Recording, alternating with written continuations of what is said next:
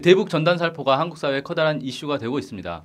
대북 전단 살포 도대체 무엇이 문제이고 왜 이것을 계속 뿌리려고 하는지 여기에 대해서 오늘 집중 살펴보는 시간을 갖도록 하겠습니다. 먼저 대북 전단 살포가 어떤 문제가 있는지 간략하게 좀 살펴보도록 하죠. 첫째로는 국민의 생명을 위협하고 있다는 것입니다. 실제 대북 전단 살포 문제와 관련해서 북한에서는 이를 심리전으로 인식하고 있고 여기에 군사적 대응을 하겠다라고 여러 번에 걸쳐서 상당히 오랫동안 엄포를 놨고 지난 10일 실제로 대북 전단이 살포될 때 여기에 대해서 고사총으로 응사를 한 적이 있습니다. 여기에 대해서 한국군도 맞대응을 했었고요. 그런 와중에 지역 주민들이 대피하는 소동까지 발생했는데 만약에 북에서 쏜 고사총이 지역 주민 인근에 떨어지게 된다면 지역 주민들에게 심각한 생명의 위협을 줄 수가 있습니다. 그런 이유로 이번 25일에도 지역 주민들이 나서서 대북 전단 살포를 강력하게 막으려고 했던 것이고요. 그 다음에는 이것이 단지 지역 주민들의 생명만 위협을 가하는 게 아니라 나아가서 국지전으로 그리고 전면전으로까지 발전할 수 있다는 것입니다. 이 국가 안보에도 심각한 위해를 끼치는 그런 행위다. 이렇게 얘기할 수 있겠습니다. 마지막으로 이게 정부의 대북 정책에도 강한 영향을 미치고 있습니다. 지금 박근혜 대통령 같은 경우는 남북 대화의 의지를 계속해서 밝히고 있습니다. 지난번에도 이 이희호 여사를 찾아가서 남북 대화의 의지를 밝히기도 했었는데요. 그런데 정부가 남북 대화의 의지를 밝히기만 한다고 해서 남북 대화가 되는 것은 아니죠. 지금 대북 전단을 계속 날리는 한에서는 북에서는 정부의 대화 의지가 진정성이 없다라고 보고 있기 때문에 대화를 하지 않겠다 이렇게 몇 차례에 걸쳐서 경고를 날렸습니다.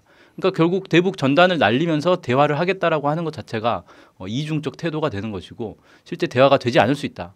정부의 남북 대화 이런 정책들이 무산될 수 있다라는 것입니다. 그래서 이 대북 전단 살포 문제가 반드시 해결돼야 된다. 그래야 국민의 생명과 안전 그리고 국가 안보, 정부의 대북 정책도 정상적으로 진행될 수 있다. 이렇게 말씀드릴 수 있겠습니다. 심각한 사회적 마찰을 불러오고 있는 대북 전단.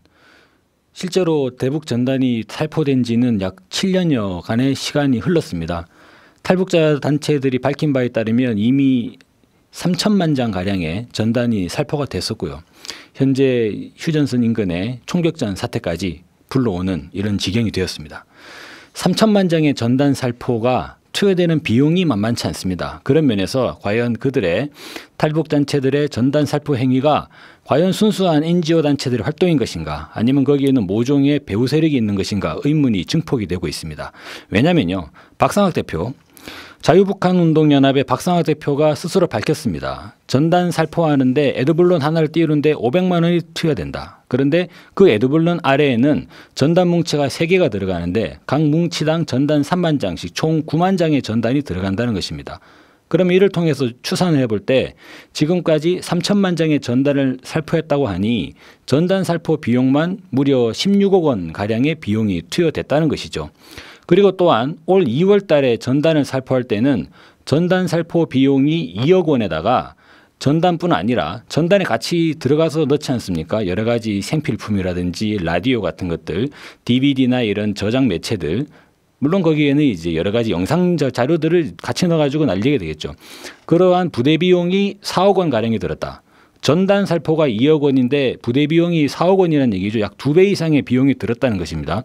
그러면 애초에 추산을 봤을 때 전체 전단 살포 비용을 16억 원이라고 추산을 할 때 거기에 DVD나 미국 달러 지폐도 같이 섞어서 뿌렸다고 하지 않습니까? 라디오, 그리고 DVD 플레이어, USB 이런 부분들을 같이 추산을 해보면 대략적으로 48억 원, 최대 약 50억 원 가량의 막대한 비용이 들어갔다고 그렇게 추정을 할 수가 있습니다. 이것이 과연 몇 개의 NGO 단체들, 탈북자 단체들의 자발적인 행동인 것인가 상당한 의문이 증폭될 수밖에 없는 것이죠. 실질적으로 이 탈북 단체들의 자금 지원 여부를 추적을 해보면 미 국무부가 연루되어 있다는 정황이 매우 심각하게 드러나고 있습니다. 지난 2009년 1월 30일에 미국의 민간단체인 디펜스 포럼의 수잔 솔티 대표가 직접 밝힌 바가 있습니다. 오바마 행정부 출범 이후에 한국의 자유북한 방송, 탈북인권 여성연대를 비롯한 여러 이제 이 탈북 단체들, 즉 인권단체들에게 총 300만 달러를 지원했다고 밝혔던 것이죠. 달러로 300만 달러면 대략 우리 돈으로 봤을 때 30억에서 40억 가량의 그러한 비용이 탈북단체들에게 지원이 됐다고 볼 수 있습니다. 그리고 또한 탈북단체들에게는 미 국무부의 지원뿐 아니라 우리 정부의 비용까지도 같이 지원이 되었다고 나타나고 있습니다. 민병두 의원이 밝힌 바에 따르면 작년부터 올해까지 약 2년간 대북 전단 살포에 참여해온 4개 단체에 총 2억 원가량의 자금이 지원됐다고 밝히고 있고요. 지난 2012년에는 정청래 의원이 통일부로부터 탈북단체들이 약 1억 원가량의 자금을 지원받았다 이렇게 이야기되고 있습니다. 실질적으로 탈북단체들이 미국으로부터 40억 원 그리고 우리 정부로부터 3억 원 드러난 부분이 이렇게 되니까 드러나지 않는 비용 또한 무시할 수 없는 부분이 있겠죠. 이러한 비용을 받아가지고 실질적으로 그 단체들이 하는 활동들이 무엇이냐 그런 지출 내역을 살펴보니 물론 이것이 그 자금의 출처가 그대로 전단으로 바로 연결되지는 않겠습니다. 하지만 그들의 그 단체들이 주로 지출하는 내역을 보면 전단 살포에 무려 48억 원 가량의 비용이 지출한 것으로 그렇게 추정이 되는 것이죠. 그런 면에서 실질적으로 전단 살포의 배후에는 미 국무부와 그리고 이 북한 인권과 관련한 그런 여러 가지 이 활동들이 배후에 존재하고 있는 것이 아닌가 그런 의혹이 강하게 제기되고 있는 상황입니다. 네, 그러면 대북 전단 살포가 법적으로는 아무런 문제가 없는지에 대해서 살펴보겠습니다. 지난 21일 김재현 통합진보당 의원은 임진각 앞 광장은 항공법상 P518로 구분되는 휴전선 비행 금지 구역이다. 국방부와 한미연합사에서 통제하고 있는 것으로 확인했다. 이렇게 발표하면서 휴전선 비행 금지 구역에서 탈북단체가 대북 전단을 살포할 수 있는 것은 사전에 국방부 장관이나 한미연합사령관의 허가를 받는 것밖에 다른 방법은 없다. 탈북단체가 이런 사전 허가 신청을 거치지 않았다면 명백한 불법 행위이며 항공법 제172조에 따라 6개월 이하의 징역 또는 500만 원 이하의 벌금형을 받아야 마땅하다. 이렇게 밝혔습니다. 이에 대해서 통일부 관계자는 민간단체의 대북 전단 살포는 항공법에 저촉되지 않는다. 그 이유는 이 풍선이 지상에서는 조작이 불가능하며 통제가 안 된다는 점에 따라서 초경량 비행장치가 아닌 것으로 판단했다. 이렇게 밝혔습니다. 하지만 실제 항공법 시행령 제14조에 따르면 정부에 신고할 의무가 없는 장치에 대해서는 소형 무동력 비행장치, 지상에 매달려 있는 무인기구 또는 무인 비행선, 낙하산, 무인기 및 무인 헬리콥터 가운데 자체 무게 12kg 이하, 무인 비행선 중 자체 무게 12kg 이하, 길이 7m 이하, 연구기관이 연구 목적으로 만든 초경량 비행장치 이런 것들만 신고할 의무가 없는 것으로 되어 있습니다. 그렇다면 문제는 이 대북 전단에 사용되는 풍선이 무인 비행선으로 볼 수 있는데 자체 무게 12kg 이하, 길이 7m 이하인지를 확인해야 됩니다. 그런데 지금 대북 전단을 날리는 여러 이제 주요 단체들 가운데 하나죠. 박상학 대표가 얘기한 바에 따르면 자신들이 만든 풍선이 12m라고 합니다. 길이가. 그러니까 당연히 길이 7m 이하의 범주에 들어가지 않는 것이죠. 따라서 항공법에 저촉되는, 즉 신고 대상이 되는 풍선이라는 걸 확인할 수가 있습니다. 항공법 외에도 다른 문제가 있습니다. 국제민간항공기구 부속서에는 무인 자유기구의 운항은 사람 또는 재산의 위험을 가해서는 안 된다는 규정이 있고 또 대부분의 규정이 대북 전단 풍선과 같이 통제할 수 없는 조건에서 비행해서는 안 되며 비행 물체가 국가와 국가를 넘나들 경우 양국으로부터 허가를 받아야 한다는 내용을 담고 있습니다. 즉 항공기구의 규정에도 지금 어긋나 있는 것이죠. 또 다른 법적인 문제가 많이 있습니다. 집시법 제5조 집단적인 폭행, 협박, 손괴, 방화 등으로 공공의 안녕 질서에 직접적인 위협을 끼칠 수 있는 것이 명백한 집회 또는 시위. 이 대북 전단 살포가 이 지역 주민들에게 실질적인 위협을 끼치고 있기 때문에 당연히 이 집시법에 걸리는 것이고요. 집시법 제8조 3항 3호 신고 장소가 군사기지 및 군사시설보호법 제2조 2호에 따른 군사시설의 주변 지역으로서 집회 또는 시위로 시설이나 군 작전의 수행에 심각한 피해가 발생할 우려가 있는 경우 이것도 당연히 금지해야 되는데 이번 대북 전단 살포 같은 경우는 당연히 이 군사시설 주변 지역으로 군사작전에도 상당한 영향을 끼치고 있는 것이죠. 또 5개 광고물 등 관리법 시행령 제4조 5조에 따라서 에드벌룬과 전단은 관할 시장에게 허가를 받아야 합니다. 또 외국환 거래법 제15조 2항 외국환을 지급할 때 정부의 허가를 받아야 되는 게 있고요. 대북 전단에 달러를 넣어서 보내고 있기 때문에 여기에도 걸립니다.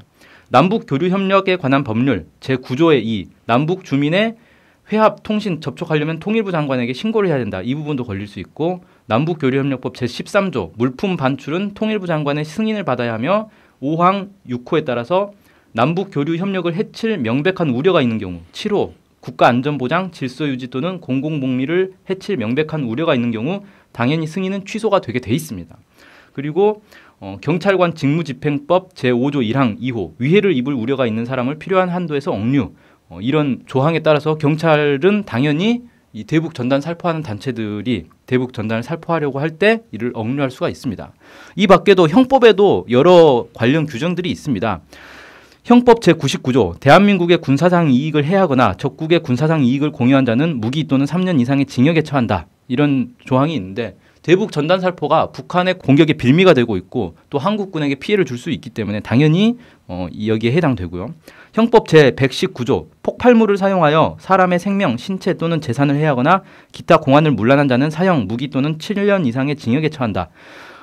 지금 대북 전단 살포에 사용되는 풍선에 들어가는 가스가 수소가스입니다. 근데 수소가스는 알다시피 불꽃이 튀었을 때 산소와 맹렬히 결합을 하면서 폭발이 일어나기 때문에 이 폭발물이라고 볼 수가 있는 것입니다. 그 다음에 형법 제314조 허위의 사실을 유포하거나 기타 위계 또는 위력으로서 사람의 업무를 방해한 자는 5년 이하의 징역 또는 1,500만 원 이하의 벌금에 처한다. 이런 조항이 있는데 대북 전단 살포할 때마다 인근 지역 주민들이 생업을 종사할 수가 없습니다. 대피를 해야 되는 상황이 발생하기 때문에 여기에도 당연히 저촉된다. 이렇게 볼 수 있고 따라서 이 많은 법 조항들에 다 저촉되고 있는 이 대북 전단 살포를 정부가 당연히 막아야 된다. 막지 않는다면 이건 문제가 있다. 이렇게 얘기할 수 있겠습니다. 심각한 법적 하자를 가지고 있는 대북 전단 살포 문제. 이제 그 배후를 한번 저희가 생각해 볼 필요가 있습니다. 일례로 지난 서울에서는 광화문에서 민주민생 평화통일 주권연대라는 단체가 세월호 진상규명을 촉구하는 이제 청와대 풍선을 보내는 그런 퍼포먼스를 벌였습니다. 그런데 이것이 단지 퍼포먼스에 불과했을 뿐일지라도 경찰은 경찰력을 총동원해서 이것을 원천 봉쇄했던 것이거든요. 그 당시에 경찰의 논리는 이랬습니다. 항공법 위반이라는 것이죠. 청와대 인근이 비행금지 구역이기 때문에 항공법에 저촉된다는 것입니다.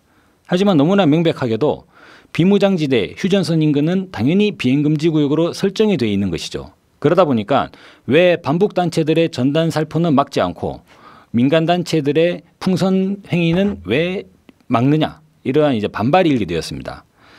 논란이 궁색해지니까 통일부가 나섰습니다. 통일부가 전단 살포가 항공법에 저촉되지 않는다라는 입장을 표명했던 것이죠.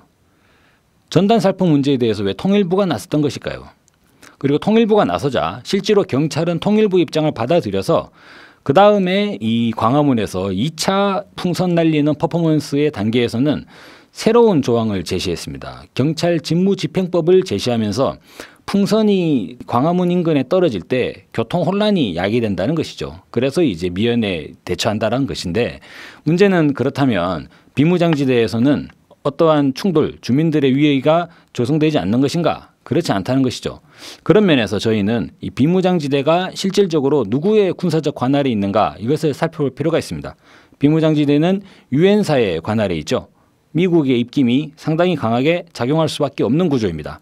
실질적으로 살펴보면 탈북단체들의 자금이 지원되는 루트도 보면 국무부에서 수십억 원의 자금이 지원이 되고 있고 미국의 민주주의 기금에서는 매년 탈북단체들에게 140만 달러가량의 자금이 지원되고 있다고 합니다.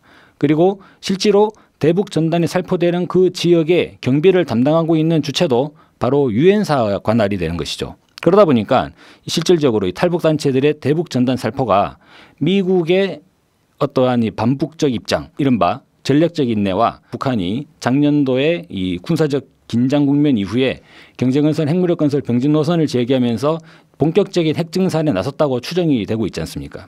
그 이후에 미국은 북한 인권을 적극적으로 제기하면서 북한 인권 문제 등을 통해서 북한의 국제사회의 고립을 계속적으로 시도하고 있는 조건입니다. 실제 이 탈북단체들이 현재 미국이 북한 인권 문제를 내세워서 북한의 고립을 추구하고 있는 이러한 상황을 미리 눈치채고 미국 국무부로부터 자금을 지원받아서 미국 유엔사의 암묵적 승인하에 대북전단 살포를 강행하고 있는 것이 아닌가. 그러다 보니까 우리 정부도 이것을 어찌하지 못하고 쩔쩔매고 있는 것이 아닌가. 이러한 추론이 현재 가능해지는 상황입니다. 심각한 문제를 야기하고 있는 대북 전단 살포 문제 반드시 중단되어야 될 것입니다.